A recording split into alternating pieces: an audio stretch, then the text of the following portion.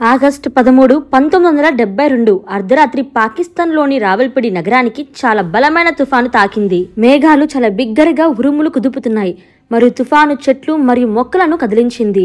కానీ ఈ చీకటి మరియు తుఫాను మధ్య రావల్పిడి యుద్ధ ఖైదీ శిబిరం ఒక అభేద్యమైన కోటలా నిలిచింది. 1971 యుద్ధం తర్వాత 12 మంది భారతీయులు పైలట్లు బందీలుగా ఉన్నారు. ఈ యుద్ధ శిబిరానికి భద్రత చాలా గట్టిగా ఉంది.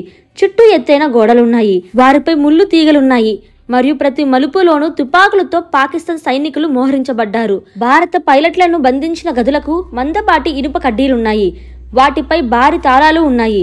ప్రతి మలుపులోనూ నిఘా ఉంది. శత్రువుల యొక్క భూమి మీద అంతటి కట్టదిట్టమైన భద్రత ఏర్పాటు ఉండగానే జైలు నుండి పారిపోవాలని ఆలోచించడమే మరణాన్ని ఆహ్వానించడమే. కానీ ముగ్గురు ధైర్యవంతులైన భారతీయ పైలట్లు, flight lieutenant Dilip Parulkar, flight lieutenant MS Grewal మరియు ఫ్లయింగ్ ఆఫీసర్ హరీష్ సింగ్ తమ ప్రాణాలను పోగొట్టుకోవడానికి సిద్ధంగా ఉండి పాకిస్తాన్ జైలు నుండి పారిపోయి తిరిగి తల్లి భూమిని ముద్దాడాలనే సంకల్పంతో ఉన్నారు. వీరికి ఆయుధాలు లేవు, సరైన మ్యాప్ లేదు, బయట నుంచి సహాయం కూడా లేదు. అయినప్పటికీ ప్రాణాలని తెగించి ఈ ముగ్గురు నెలల తరబడి ఒక ఎస్కేప్ ప్లాన్ పై పనిచేశారు. ఇది పాకిస్తాన్ ఇంటెలిజెన్స్ సిస్టమ్ పునాది కదిలించే విధంగా ఉండేది. 1972 ఆగస్టు 13 రాత్రి భారీగా వర్షం పడుతున్నప్పుడు వారు జైలు నుండి విజయవంతంగా తప్పించుకోగలిగారు. వాతావరణం చాలా వేడిగా మారిపోయింది, చుట్టూ చీకటి నిండిపోయింది. అప్పుడు ముగ్గురు భారతీయ పైలట్లు పాకిస్తాన్లోని ఆ 8 అంగుళాల మందమైన గోడను విరగొట్టి పాకిస్తాన్ సైనికులకి తెలియకుండా జైలు నుంచి పారిపోయారు. గోడలో ఉండిపోయిన ఒక పెద్ద హోల్ మాత్రమే అక్కడ మిగిలింది. అది పాకిస్తాన్ సెక్యూరిటీపై పడిన గట్టి చెంప దెబ్బ లాంటిది. ఇది ఏదైనా ఫిలిం స్టోరీ కాదు, భారతదేశానికి చెందిన ఆ ముగ్గురు ధైర్యవంతులైన పైలట్ యొక్క నిజమైన కథ. వీరి కరేజ్ కారణంగా పాకిస్తాన్ జైలు కూడా ఊగిపోయింది. ఇప్పుడు మనం చూద్దాం భారతదేశపు ఈ 3 సింహాలు ఎలా పాకిస్తాన్ యొక్క హై సెక్యూరిటీ ప్రిజన్ నుండి ఎలా తప్పించుకోగలిగారు. జైలు నుండి తప్పించుకున్న తర్వాత వారు భారత భూమిని చేరుకోగలిగారా లేదా? 1971 డిసెంబర్ 3న పాకిస్తాన్ భారత్ పై దాడి చేయగానే ఇరు దేశాల మధ్య కొత్త వార్ మొదలైంది. ప్రతిరోజు ఆ వార్ మరింత ఉగ్రంగా మారిపోయింది. భూమిపై కూడా ఆకాశంలో కూడా 2 దేశాలు బ్యాటిల్స్ జరుపుతున్నాయి. ప్రతి దాంట్లో కూడా భారత్ పాకిస్తాన్ ఓడిస్తుంది. ముఖ్యంగా లాహోర్ కు తూర్పున ఉన్న జఫర్బల్ నగరంలోని ఒక వాచ్ టవర్ నుండి జరుగుతున్న గాలిలో యుద్ధం వల్ల ఈ పరిస్థితిలో ఆ టవర్ ను ధ్వంసం చేసే బాధ్యత అదంపూర్ బేస్ లోని 26వ స్క్వాడ్రన్ పైలట్స్ కు అప్పగించింది.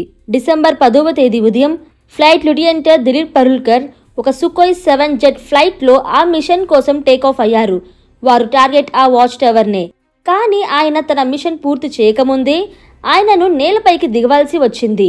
ఆయన ఆ మిషన్ ను పూర్తి చేయలేకపోయాడు. జఫర్బల్ ఫ్లైట్ లో ఉన్న సమయంలో ఒక యాంటీ ఎయిర్ క్రాఫ్ట్ గన్ నుంచి వచ్చిన షెల్ ఆయన జెట్టును తాకింది. వెంటనే విమానం మంటలు పట్టుకొని నేలపై పడిపోవడం ప్రారంభించింది. ఇప్పుడు పరుల్కర్ జీవితాన్ని రక్షించుకునే ఒకే ఒక మార్గం తన పారాషూట్ ను తెరవడమే. ఆయన అదే చేశాడు. పారాషూట్ సహాయంతో తగిన గాయాలతో భూమికి దిగాడు. కానీ ఆయన దిగిన ప్రదేశం శత్రువుల ప్రాంతం అయింది. భూమిపై పడినప్పటికీ పరుల్కర్ కి బాగా గాయాలయ్యాయి. అప్పుడే ఆయన చూశాడు పాకిస్తానీ ప్రజలతో కూడిన ఒక గుంపు అల్లాహు అక్బర్ అంటూ అరుస్తూ ఆయన వైపు పరిగెత్తుకుంటూ వస్తుంది. ఆ గుంపు ఆయనపై దాడి చేస్తుంది. ఎవరో ఆయన యూనిఫామ్ చింపేశారు. జనాలు ఆయనను అంతగా కొట్టారు. అంతేకాకుండా పరుల్కర్ బిహోష్ అయిపోయాడు. అలాంటి యుద్ధ పరిస్థితిలో పాకిస్తాన్లోని సాదా ప్రజలకి భారతదేశం పట్ల అంత కోపం ఉండేది. పాకిస్తానీ ఆఫీసర్స్ అక్కడికి రాకపోయి ఉంటే ఆ క్రౌడ్ ఫ్లైట్ లెఫ్టినెంట్ దిలీప్ పరుల్కర్ ని చంపేసేదేమో. ఆ గుంపును తొలగించేటప్పుడు పాకిస్తానీ సిపాయిలు చెప్పారు, ఇతను బతికే ఉన్నాడు, మనకి ఎక్కువగా ఉపయోగపడతాడు, ఇతని నుంచి మనకు ముఖ్యమైన సమాచారం దొరికే అవకాశం ఉంది. తర్వాత సిపాయిలు ఆయనను తమతో తీసుకెళ్లారు. పరుల్కర్ కి హోషం వచ్చేసరికి ఆయన రావల్పిడిలోని పాకిస్తానీ వాయుసేన బేస్ క్యాంప్ లో ఒక అంధేరి కోతరలో ఉన్నారు. ఆయన ఎదుట ఒక పాకిస్తానీ ఆఫీసర్ ఉండగా పక్కన ఒక గార్డ్ రిఫైల్ పట్టుకొని నిలబడి ఉన్నాడు. పరుల్కర్ హోషంకి రాగానే ఎదుట కూర్చున్న ఆఫీసర్ కి ఒక పేపర్ ఆయన వైపు చూపి ఇలా అన్నాడు, అదంపూర్ ఎయిర్ ఫైల్ అనేది భారతీయ వాయుసేనకి చాలా ముఖ్యమైనది. పాకిస్తాన్ ఆ ఎయిర్ బేస్ ని పూర్తిగా డిస్ట్రాయ్ చేయాలని, దాని ఎగ్జాక్ట్ లొకేషన్ గురించి తెలుసుకోవాలని ప్రయత్నిస్తుంది. కానీ దిలీప్ పరుల్కర్ ఎనిమీ కస్టడీలో ఉన్నా కూడా భయపడలేదు. పాకిస్తానీ ఆఫీసర్స్ బాగా ఫోర్స్ చేయడంతో పరుల్కర్ అదంపూర్ ఎయిర్ ఫీల్డ్ బదులుగా ముంబైలో ఉన్న శాంటాక్రూజ్ ఎయిర్పోర్ట్ యొక్క స్కెచ్ ని చేసి ఇచ్చాడు. పాకిస్తాన్ ఆఫీసర్స్ ని మిస్లీడ్ చేయడానికి. పాకిస్తానీ ఆఫీసర్స్ తన ఉద్దేశాన్ని సాధించాలనుకొని ఆ స్కెచ్ తో ఒక స్మైల్ ఇచ్చి తన సెల్ నుంచి బయటికి వెళ్ళిపోయాడు. కానీ 10 నుండి 15 నిమిషాల తరువాత ఆ పాకిస్తాన్ ఆఫీసర్స్ తిరిగి వచ్చి బాగా కోపంతో పరుల్కర్ మీద అరిచాడు. అతనికి అర్థమైపోయింది పరుల్కర్ తప్పు ప్లేస్ యొక్క మ్యాప్ ని ఇచ్చాడని. అతనితో ఇలా అన్నాడు, మీకు మేము ఫూల్స్ లా కనిపిస్తున్నామా? మేము ఇష్టపడితే ఇప్పుడు మిమ్మల్ని చంపగలము అని అరవడం స్టార్ట్ చేశాడు. పో, రాత్రంతా ఒక మూల నిలబడు. ఈ రోజు నీ తినడానికి కూడా ఏమీ లేదు, తాగడానికి కూడా ఏమీ లేదని చెప్పాడు. తర్వాత గార్డుకి చెప్పాడు, కొంచెం మూమెంట్ అయినా సరే వెంటనే షూట్ చేసేసేయని. చాలాసేపు పరుల్కర్ ఒకే చోట నిలబడి ఉండడం వల్ల పాదాలు బాగా నొప్పి రావడంతో తన కాళ్ళను బెండ్ చేయడం ట్రై చేశాడు రిలీఫ్ కోసం. అప్పుడే గార్డ్ తన రిఫైల్ ని లోడ్ చేశాడు. వెంటనే పరుల్కర్ నొప్పిలో కూడా మళ్ళీ స్ట్రైట్ గా నిలబడిపోయాడు. కొన్ని నిమిషాల తర్వాత పరుల్కర్ నొప్పిని చూసి ఆ పాకిస్తాన్ గార్డ్ కి కూడా మనసులో కరుణ కలిగిందనుకుంటా. ఆయన ఇలా చెప్పాడు, సార్ దయచేసి కూర్చో, ఎవరైనా వస్తే వాడిని ఒక చేతితో కొట్టేస్తా, అప్పుడు మీరు నిలబడండి. ఇలాగే దిలీప్ పరుల్కర్ యొక్క మొదటి రాత్రి పాకిస్తాన్ జైల్లో గడిచింది. తర్వాత కొన్ని రోజులు అతన్ని పూర్తిగా లోన్లీగా ఒక క్లోజ్డ్ అండ్ డార్క్ సెల్లో ఉంచారు. పాకిస్తానీ ఆఫీసర్స్ మెంటల్ టార్చర్ చేశారు. తినడానికి అలాగే కనీసం వాటర్ తాగడానికి కూడా ఏమి ఇవ్వలేదు. ఒక రకమైన క్వశ్చన్స్ మళ్ళీ అడుగుతూ ఉన్నారు. మెంటల్ ప్రెజర్ క్రియేట్ చేయడం వల్లనే పరుల్కర్ ఇండియన్ ఎయిర్ ఫోర్స్ యొక్క సీక్రెట్ ఇన్ఫర్మేషన్ లీక్ చేయడం కోసం ట్రై చేశారు. కానీ పరుల్కర్ యొక్క ధైర్యం ఏదైనా ఒక ఆలోచనతో బ్రేక్ చేయలేకపోయారు. కొన్ని రోజుల తర్వాత పరుల్కర్ ని అతని కో ప్రిజనర్స్ దగ్గరికి పిలిచారు. ఇతనిని వారిని కలవడానికి అనుమతి ఇచ్చారు. ఈ ప్రిజనర్స్ ఆఫ్ వార్ క్యాంప్ లో మొత్తం 12 మంది ఇండియన్ ఎయిర్ ఫోర్స్ పైలట్లు యుద్ధ ఖైదులుగా ఉంచబడ్డారు. పరుల్కర్ తన కో ప్రిజనర్స్ ని కలిసినప్పుడు వారు ఎదుర్కొన్న మానసిక వేధింపు గురించి కూడా తెలుసుకున్నాడు. వారిలో ఒకరు స్క్వాడ్రన్ లీడర్ ధీరేంద్ర జాఫా. ఆయన పారాషూట్ తో దిగేటప్పుడు తీవ్రమైన గాయాల వల్ల ప్లాస్టర్ ని నడుం భాగంలో వేశారు. ఆయన్ను కూడా చాలా రోజుల పాటు ఒక సెల్లో ఉంచి ప్రతిరోజు విచారణ చేశారు. ఆయనను టాయిలెట్ కి తీసుకెళ్లేటప్పుడు ఆయనను చుట్టుపక్కల చూడకుండా ఉండేందుకు ముఖంపై పిల్లో కేసుని పెట్టేవారు. అతడితో పాటు ఫ్లైట్ లెఫ్టినెంట్ ఎంఎస్ గ్రీవాల్ కూడా ఉన్నారు. ఆయనకు టీ అంటే ఎంతో ఇష్టం. కానీ పాకిస్తానీ అధికారులు మానసికంగా వేధించేందుకు అడిగేవారు. గారే, నీకు టీ కావాలా అని. అతను అవునని చెప్పేవాడు, కానీ ఆ టీ ఎప్పుడు ఇవ్వలేదట. ఆ ప్రిజన్ ఆఫ్ వార్ క్యాంపులో క్యాంప్ ఇన్ఛార్జ్ అయిన ఉస్మాన్ హమీద్ అనే పాకిస్తానీ అధికారి మాత్రమే భారత పైలట్లను గౌరవంతో చూసేవాడు. ఇతని మృదువైన ప్రవర్తన వల్ల ఇతర పాకిస్తానీ అధికారులు అతనిపై కోపంగా ఉండేవారు. ఉస్మాన్ భారతీయ ఖైదీలకు పాటలు వినేందుకు క్యాసెట్లు ప్లేయర్లు ఇచ్చాడు. ఇక పరుల్కర్ అభ్యర్థన మేరకు ఒక అట్లాస్ ఇచ్చాడు. ఇది తరువాత 3 భారతీయ పైలట్లు పరారీ యోజనలో చాలా ఉపయోగపడింది. Camp incharge Usman Hamid 1971 December 25న క్రిస్మస్ సందర్భంగా టీ మరియు కేక్ తో కూడిన చిన్న పార్టీకి ఖైదీలందరినీ ఆహ్వానించాడు. అప్పుడే పరుల్కర్ మరియు అతని సహచరులు పాకిస్తాన్ సేన దాఖలో లొంగిపోయినట్లు, భారత యుద్ధం గెలిచినట్లుగా తెలిసింది. ఈ వార్త భారతీయ వైమానిక దళంలో ఆనందాన్ని వెలువెత్తించింది. ఆ నవ్వుల మధ్య అక్కడ ఉన్న భారతీయ అధికారి వింగ్ కమాండర్ బానీ కోహిలో ఉస్మాన్ కు ఇలా చెప్పాడు, మేము మృతులైన సహచరుల కోసం 2 నిమిషాలు మౌనం పాటించి అనంతరం మా జాతీయ గీతాన్ని పాడుకుంటున్నాము అని చెప్పారు. ఉస్మాన్ దీనికి కూడా అనుమతి ఇచ్చాడు. 1971 డిసెంబర్ 25 సాయంత్రం పాకిస్తానీ జైల్లో భారత జాతీయ గీతం ప్రతిధ్వనించినప్పుడు అందరూ భారతీయుల గుండెల్లో గర్వం ఉప్పొంగిపోయింది. భారతదేశం విషయాన్ని సాధించిందని తెలుసుకొని అందరూ సంతోషించారు. అంతేకాదు, భారత్ లో 93,000 మంది పాకిస్తానీ సైనికులు ప్రిజనర్స్ ఆఫ్ వార్ గా ఉండటాన్ని బట్టి భారత ప్రభుత్వం త్వరలోనే తన ఖైదీలను విడుదల చేస్తుందనే ఆశ కూడా ఉండింది. కానీ ఫ్లైట్ లెఫ్టినెంట్ దిలీప్ పరుల్కర్ మాత్రం అలా అనుకోలేదు. ఆయనకు తెలుసు, యుద్ధం భారత్ గెలిచినా ప్రిజనర్స్ ఆఫ్ వార్ ల మార్పిడి చాలా దూరంగా ఉందని. ఈ పని పూర్తవడానికి ఏళ్లపాటు పడవచ్చు. మధ్యలో మళ్ళీ భారత్ పాకిస్తాన్ మధ్య ఉద్రిక్తత వస్తే అప్పట్లో విడుదల కావడం చాలా కష్టమవుతుంది. కాబట్టి పరుల్కర్ ఇలా అనుకున్నాడు, ఖాళీగా కూర్చోవడం కన్నా జైలును బ్రేక్ చేసి దేశాన్ని తిరిగి రావడమే మంచిది. ఇదే ఒక ప్రిజనర్స్ ఆఫ్ వార్ యొక్క విధి కూడా. ఒక సైనికుడు శత్రు దేశంలో క్యాప్చర్ అయితే అతని మొదటి బాధ్యత అక్కడి నుండి తప్పించుకోవడానికి ప్రయత్నించడం. దిలీప్ పరుల్కర్ 2-3 సంవత్సరాల క్రితమే తన సీనియర్ అధికారి చెప్పారు, నా విమానం పాకిస్తాన్ లో షూట్ డౌన్ అయితే, నేను క్యాప్చర్ అయితే జైల్లో కూర్చున్నాను. ప్రాణాల మీదకి తెచ్చుకున్నా సరే తప్పించుకునేందుకు ప్రయత్నిస్తాను అని. తరువాత ఆయన తన సహచరులందరితో పరారీ ప్రణాళిక గురించి మాట్లాడారు. కానీ ఎవ్వరూ అంగీకరించలేదు.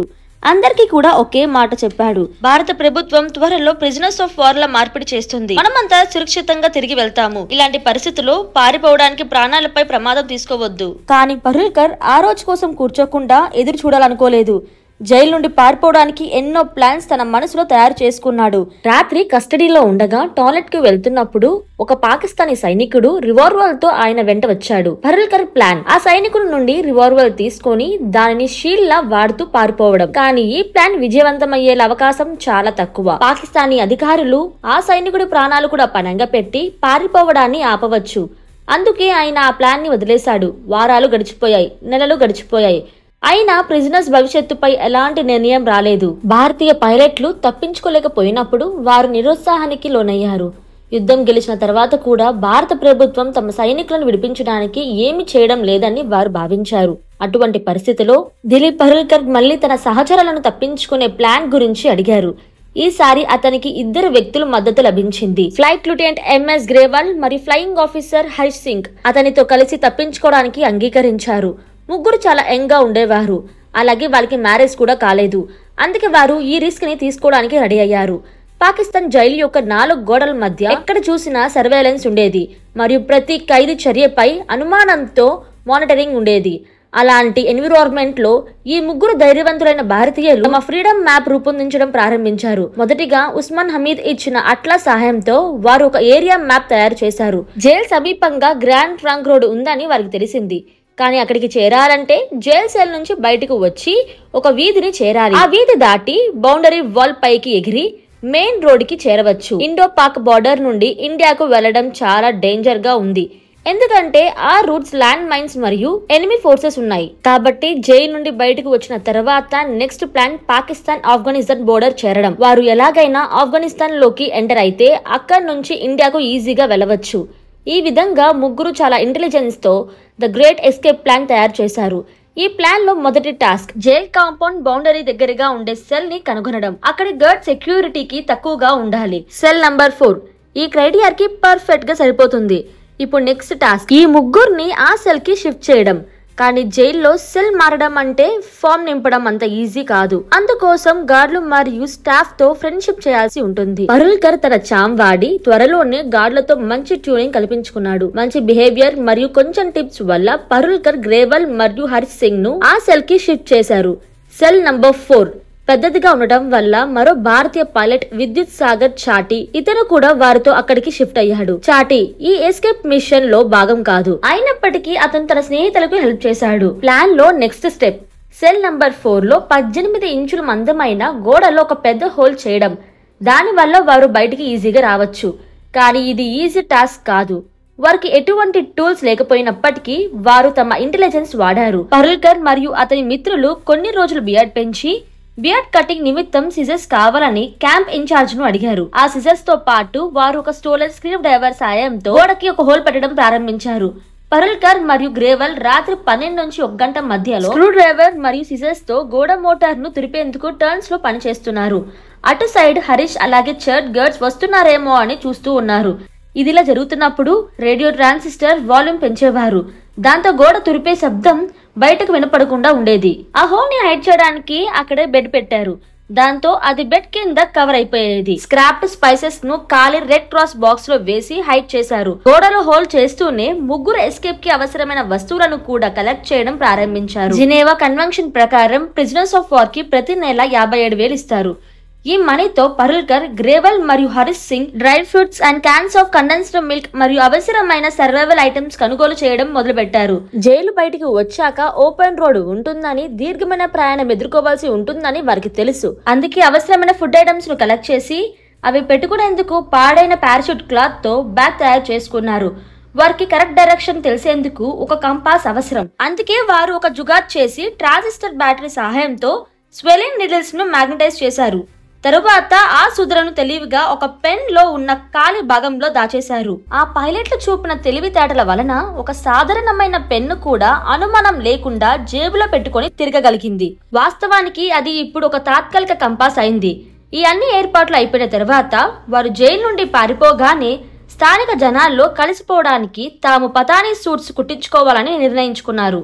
ఇంతలో పరుల్కర్ ఇంటి నుండి ఒక పార్సెల్ వచ్చింది. అందులో 3 జతల షర్ట్స్ మరియు ప్యాంట్స్ ఉన్నాయి. ఆ బట్టలతో పరుల్కర్ జైల్లో ఉన్న టైలర్ కు కొంత డబ్బు ఇచ్చి 3 పతానీ సూట్స్ ని కుట్టించుకున్నాడు. ఇంతవరకు గోడలో హోల్ తీయడంలో పని నిరంతరం కొనసాగుతుంది. నలుగురు చాలా జాగ్రత్తగా ఒకరికొకరు ఆ పని చేస్తూ ఉండేవారు. వాళ్ళ పనిని ఎవరు కూడా గమనించలేదు. బయట గమనించకుండా ఉండేందుకు వారు గోడపై ప్లాస్టర్ తీయడాన్ని కేవలం రాత్రి సమయంలోనే చేసేవారు. కానీ సెల్లో ఉన్న ఒక బల్బ్ రాత్రి సమయంలో వారికి సమస్యగా మారింది.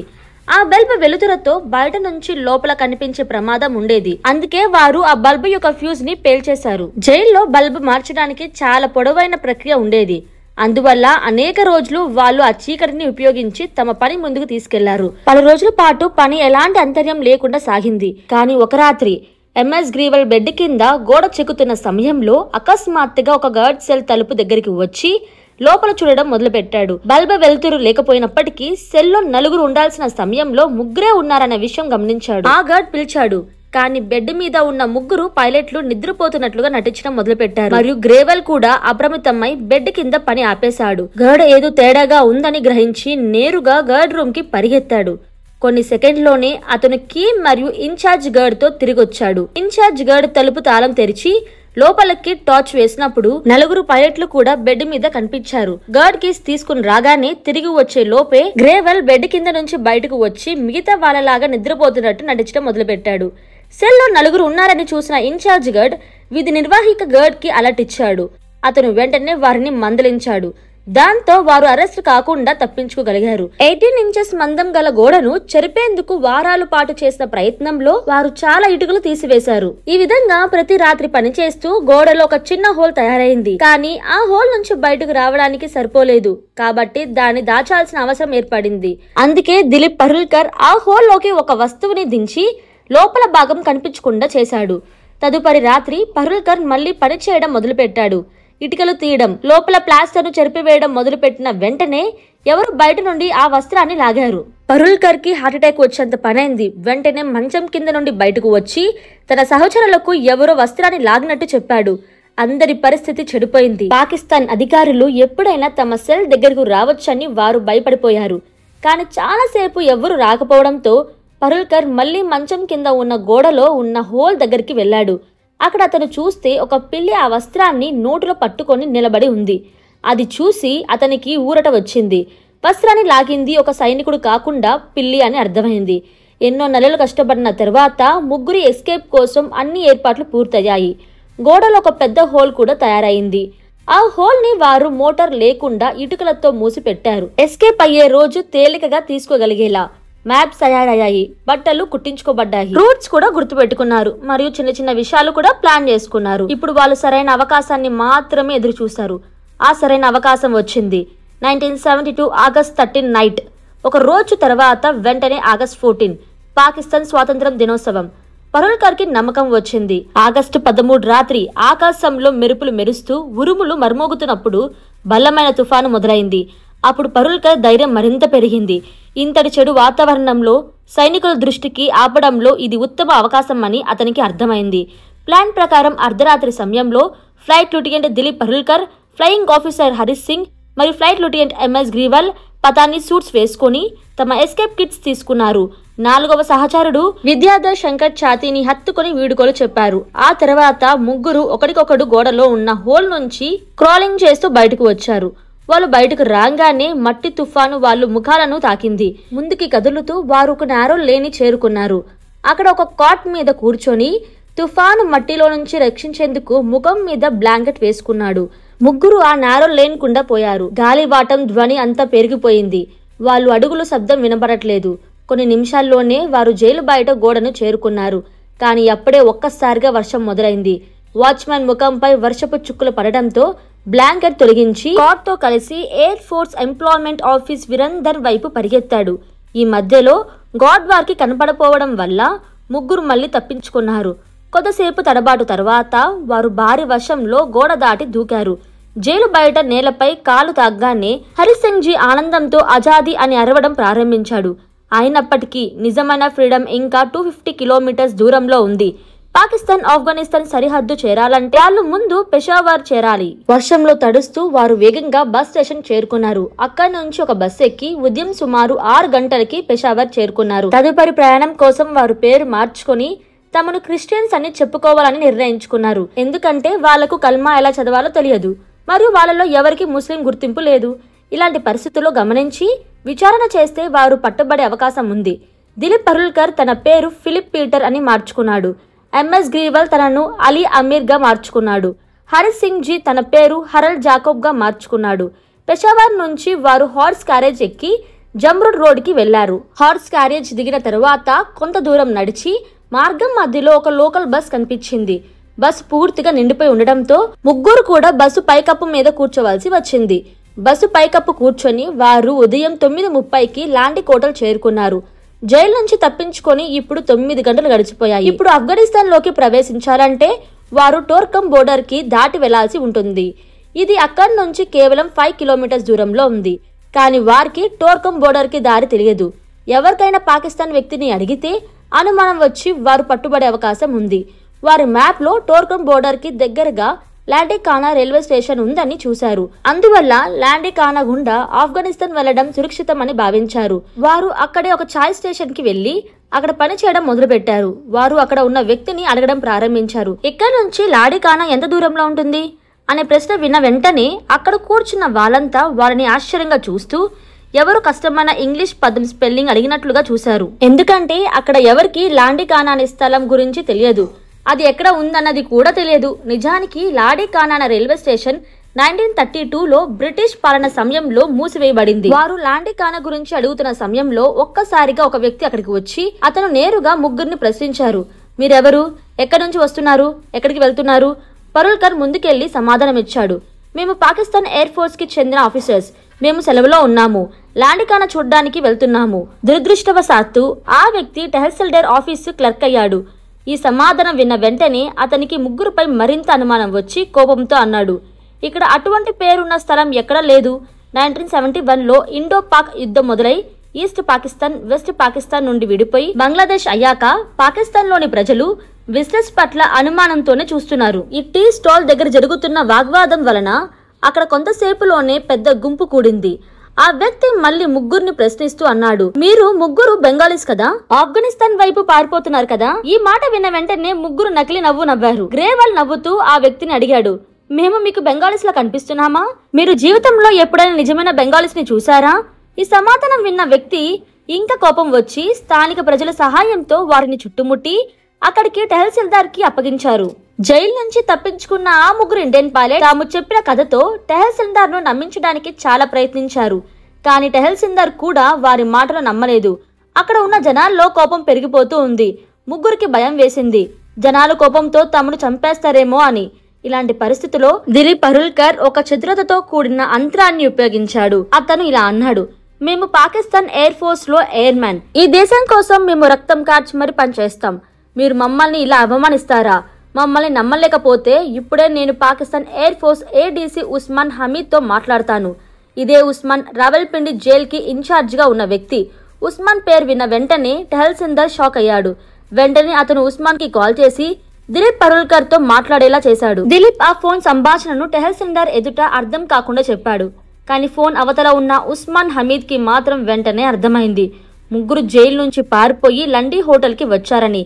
తర్వాత ఉస్మాన్ హమీద్ టెహసిల్దార్ తో మాట్లాడాడు, వీళ్ళు మా వాళ్లే, వీళ్ళు తప్పు చేశారు. కానీ మా సైనికులు అక్కడికి వచ్చే వరకు వీళ్ళను మీ కస్టడీలో ఉంచండి, కానీ వీళ్లకు హాని చేయకండి అని అన్నాడు. మరోవైపు రావల్పిండి వార్ క్యాంప్ లో ఉదయం 11 గంటలకు కలకలం చెలరేగింది. సెల్లో ఉన్న నలుగురిలో ఒకళ్ళు మాత్రమే మిగిలిపోయారు, అది ఛాతీ. ఈ సమయంలో ఛాతీ కొంత దూరంలో ఉన్న ఇద్దరు పాకిస్తాన్ గర్డ్స్ మాట్లాడుకుంటే విన్నాడు. అప్పుడు మనం చెప్పొచ్చు, నలుగురు కలిసి పారిపోయారు, ముగ్గురు పారిపోయారు, ఇతను కాల్చబడ్డాడు అని. ఇది విన్న ఛాతీకి గూస్ బంప్స్ వచ్చాయి. తన మరణం ఖాయం అనే భావనతో భయపడ్డాడు. కానీ వెంటనే మరొక స్వరం దూరం నుంచి వినిపించింది. సీనియర్ ఆఫీసర్స్ నుంచి ఎంతమంది పారిపోయారో ఎంతమంది మిగిలారో ఇప్పటికీ తెలిసింది. ఇలాంటి సమయంలో మనం ఇతన్ని చంపితే మనం కూడా తప్పించుకోలేము. ఇది విన్న ఛాతీ కొంచెం ఊపిరి పీల్చుకున్నాడు. జైలు నుంచి పారిపోయిన ముగ్గురు ఇండియన్ పైలట్స్ ని మళ్లీ రావల్పిండికి తీసుకొచ్చారు. అక్కడ వారిపై 30 రోజులు ఒంటరి ఖైదీ శిక్ష విధించారు. ఆ తర్వాత రావల్పిండి వార్ క్యాంప్ నుండి వారి ఇతర సహచరులతో కలిసి వారిని ఫైసల్ జైలు కి తరలించారు. అక్కడ ఇండియన్ ఆర్మీకి చెందిన 500కి పైగా ప్రిజనర్స్ ఆఫ్ వార్ ఉన్నారు. ఈ సమయంలో భారత ప్రభుత్వం మరియు పాకిస్తాన్ ప్రభుత్వం మధ్య ప్రిజనర్స్ ఆఫ్ వార్ పరస్పర మార్పిడిపై చర్యలు వేగంగా సాగుతున్నాయి. దీని ఫలితంగా డిసెంబర్ 1972లో Pakistan president Zulfikar Ali Bhutto Indian prisoner of wars ను విడుదల చేస్తామని ప్రకటించారు. ఇండియన్ ప్రిజనర్స్ ఆఫ్ వార్స్ వగా బోర్డర్ దాటి భారత భూమిపై అడుగు పెట్టినప్పుడు వారిని స్వాగతించేందుకు జనాలందరూ ఎదురు చూస్తూ నిలిచింది. Punjab chief minister Giani jail Singh స్వయంగా అక్కడ హాజరయ్యారు. వగా నుండి అమృత్సర్ వరకు 22 కిలోమీటర్స్ మార్గమంతా పులహారాలతో అలంకరించారు. ప్రజల ప్రేమను చూసి అన్ని ఇండియన్ సైనికులు కలల్లో ఆనంద బాష్పాలు వెల్లవెచ్చాయి. తర్వాత రోజు ఢిల్లీలోని రామలీలా మైదాన్లో వారికి భారీ గుంపులో ఆధ్వర్యంలో స్వాగతం పలికారు. విడుదలైన కొన్ని నెలల తరువాత flight lieutenant Dilip Parulkar air force chief PC Lal కు ఒక ఫౌంటైన్ పెన్ బహుమతిగా ఇచ్చాడు. పీసీ లాల్ ఆ పెన్ కప్ తీయగానే అది కంపాస్ అని తెలిసింది. ఇదే కంపాస్ జైల్లో సూదులతో తయారు చేసినది. పరుల్కర్ మరియు అతని సహచరులు ఉపయోగించబడింది. భారతదేశానికి తిరిగి వచ్చిన 5 నెలలకే దిలీప్ పరుల్కర్ తల్లిదండ్రులు అతనికి పెళ్లి చేశారు. పెళ్లి రోజున పాకిస్తానీ జైలులో అతనితో కలిసి ఉన్న స్క్వాడ్రన్ లీడర్ అర్జున్ విఠల్ కమత్ ఒక టెలిగ్రామ్ పంపించాడు. అందులో మెసేజ్ ఇలా ఉంది: no escape from the sweet captivity అని. ఈ వీడియో నచ్చితే లైక్ చేసి ఇలాంటి మరిన్ని వీడియోస్ కోసం మన ఛానల్ ని సబ్స్క్రైబ్ చేసుకోండి. See next video. జై హింద్.